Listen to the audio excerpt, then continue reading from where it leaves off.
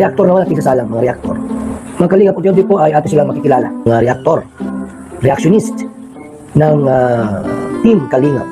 Isa na ito, Buboy TV. Buboy TV. Shout out. Kay Buboy TV, thank you. Buboy TV, good morning bro. Shout out, ingat sa pag-uwi. Buboy TV reaction. This one, I'll let ticket. Dale out, was.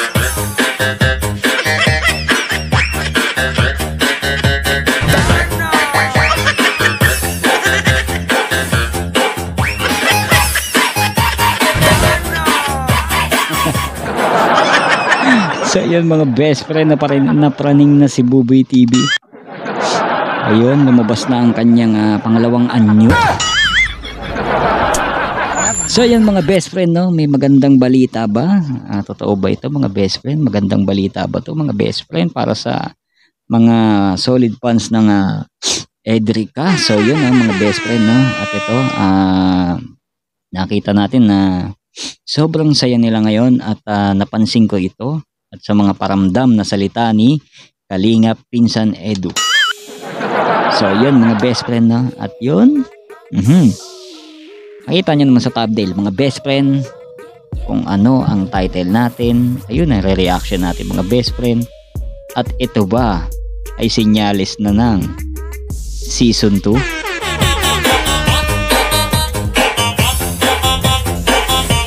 Ba ay prank nga lang ba o napag-isipan na ni baby girl, no? Siguro may option na kailangan lang muna talaga magpahinga sa episode 2. So yung mga best friend, no? At yun, so yun mga best friend, bago tayo mag-umpisa, siyempre inihingi ko po ang solid na suporta sa ating ama ng Kalingap, walang iba kundi si Kuya Bal Santos Matubang at Ed the Vlogs, Kalingap Rob, at siyempre Kalingap Reactors, at siyempre Kalingap Partners. So yan mga best friend, supportang tunay po sa mga Kalingap Partners na mga good Samaritans, mga best friend. Supportan din natin sila tulad ng pagsuporta nyo sa ating mga Kalingap Rob at kay Kuya Bal Santos Matubang. Siyempre Buboy TV, hindi nyo kakalimutan mga best friend, Kalingap Bonafide Reactor siyempre. At ito mga best friend, ito si CTO, no? Credit kay Kalingap Pinsan Edu. So yung pag nalaman yung pinsan niya ako, malamang siguro patay. Patay tayo. So yun mga best friend, mabait yan si pinsan mabait yan, si Pinsan Edu, si Pinsan Rob, si Kambal Ruel, yan mga mababait yan mga best friend. So wala akong masabi yan. So yun mga best friend, ito reaction na natin to bago pa matira ng iba.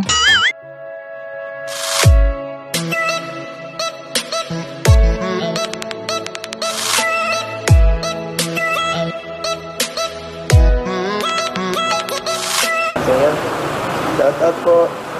It's pa shout out kay Erica. Oy, shout out kay.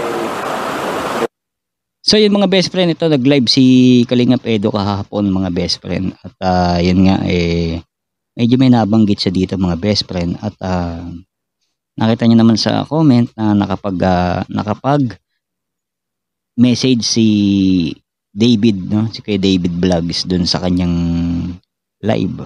At tunay yun mga best friend at hindi fake yun. Kasi kung malalaman yung fake yung mga best friend kasi walang check. Kaya lang si Kuya David Vlogs ay siyempre 100 100k subscriber na yan. May check yan. So legit mga best friend na siya yung nag-comment. So yun mga best friend. At yun mga best friend doon na mayagpag ang mga tenga ng mga Edrica fans. At mga hindi nakatulog, may mga umiyak pa mga best friend. Dahil sa excited, no? Na inaakala nila na prank lang talaga, pero ang dami naman nagsasabi na sana matuloy. At sana yung iba naman ay talaga namang parang parang gusto lang talaga nilang matuloy. Kasi sila yung libangan daw, no? Tulad ng ating nire-reaction ng best friend ko at saka si Kambal, Rochelle, no? Love team. At ito naman Edrica, kumbaga sila yung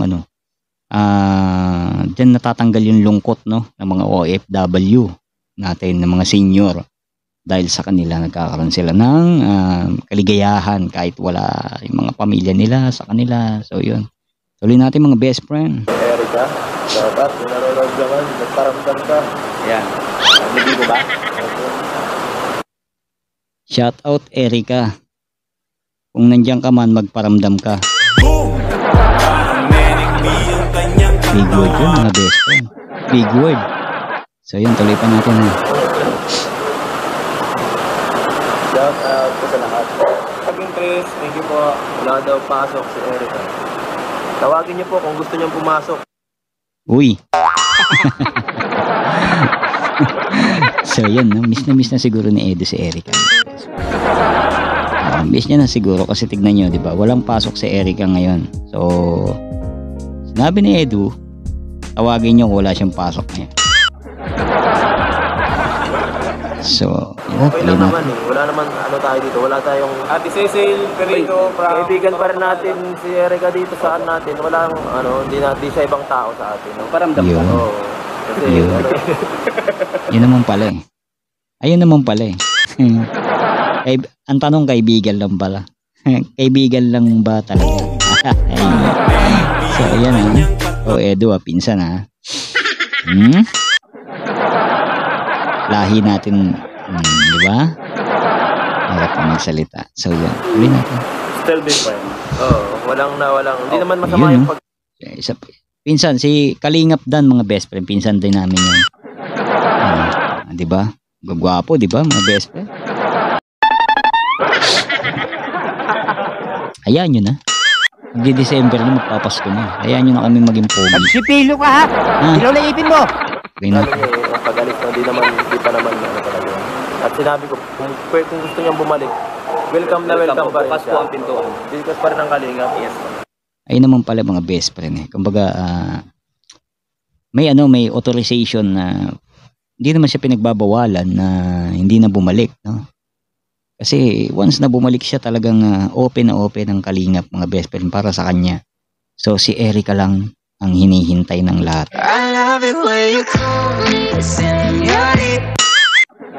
So yun, tuloy natin ha. Tulad nila kasi maging tahimik. So yun, gusto lang nila ngayon maging tahimik. Alright ha, talasan natin ang ating pag-iisip. So yun, dito may sasabihin si Pinsan Edu. At tingnan natin ha, pero mahalaga itong sasabihin niyang to. At yun din yung nasa ano natin, title natin. Private life. Oo. So, kahit naman sa ganun, pwede naman dinagay na magkita, di ba? No? Naihatid ko siya, kakausapin ko po yung mga lola at lola kung ano po talaga ang nangyari. Pag naihatid ko siya, kakausapin ko talaga ang kanyang lolo at lola kung ano ba talaga ang kanyang nangyari. Galing yan. Ayan ha, inulit ko pa mga best friend ha. Mamaya hindi nyo pa maintindihan. So yun ha, kakausapin daw ni Pinsan Edu si lolo at lola ni Erica. So ayan ha, masaya na kayo. So once na nagkaroon na ng sagutan yan, siyempre sasabihin naman yan ni Pinsan Edu yan, sasabihin niya yan at dun kayo maghintay, no?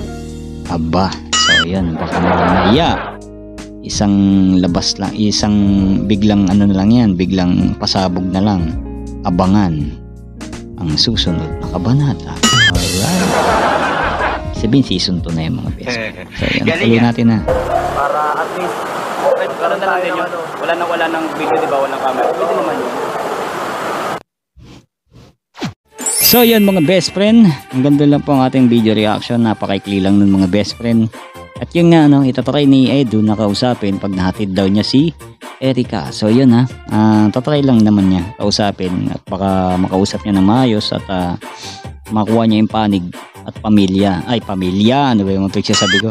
Makuha niya yung panig nila Erica. Kasi simula nung biglang umalis si Erica at hindi na nila alam kasi hindi na nga nagparamdam si Erica. So ngayon, tutukan nyo na lang sa mga solid fans ng Edrica. Tutukan nyo na lang kasi malalaman nyo na yung kasagutan kung sakasakaling bumalik man si Erica o hindi na. So yun, kung bumalik man, tatanggapin ni Kalingap Rab yan at napakabait ni Kalingap Rab at walang sa kanya. Tulad ng sinabi niya, ayaw niyang mamilit, no? Gusto niya yung kusa kasi pangit naman yan. Talaga naman, pangit naman kasi talaga yan.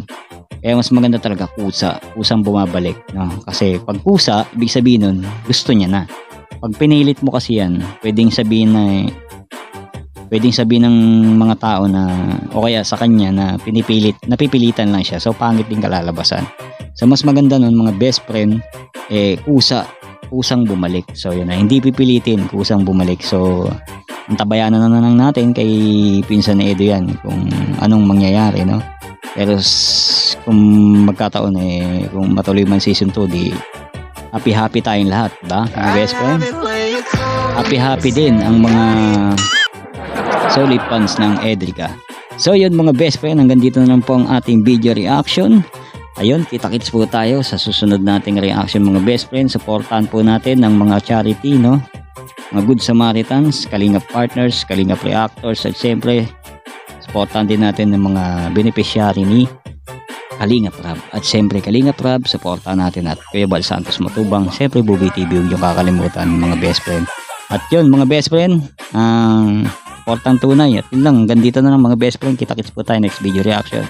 Bye-bye! Basta sa dagat, magwaswas na on, kalimaw sa cliche,